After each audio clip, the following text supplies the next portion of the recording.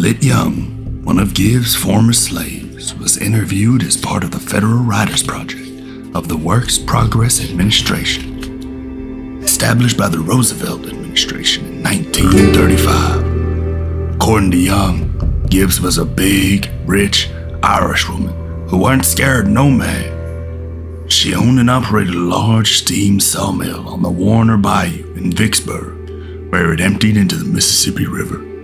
She also owned a significant number of slaves, so many that she had to build 2 sets of whitewashed quarters with glass windows to house them all.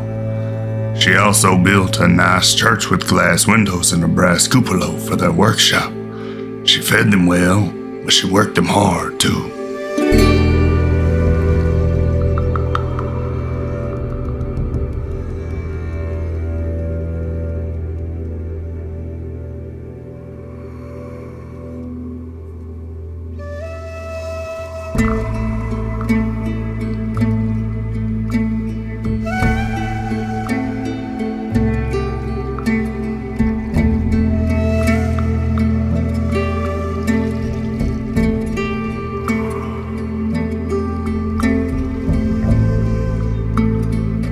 Twice married and once widowed, Gibbs would not permit either of her husbands to interfere with her financial affairs, including the management of her slaves. Even though her second husband was a reputable physician in Vicksburg, he had little influence over her or the slave-related activities on their plantation. Lit Young remembered Gibbs' husband addressing her after witnessing the brutal whippings her overseer inflicted upon her slaves.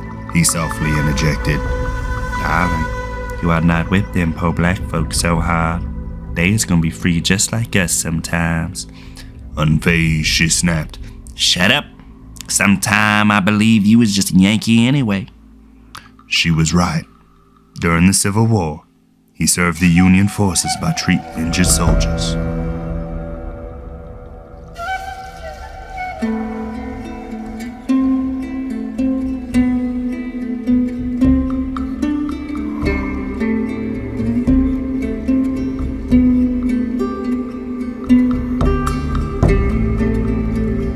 After the Confederates surrendered, and for reasons that remain unclear, local Union officers arrested Martha Gibbs and locked her up in the black folks' church, where they kept her under constant guard for 3 days, fed her hardtack and water, and then released her. After the soldiers set her free, Gibbs freed her slaves, but only temporarily.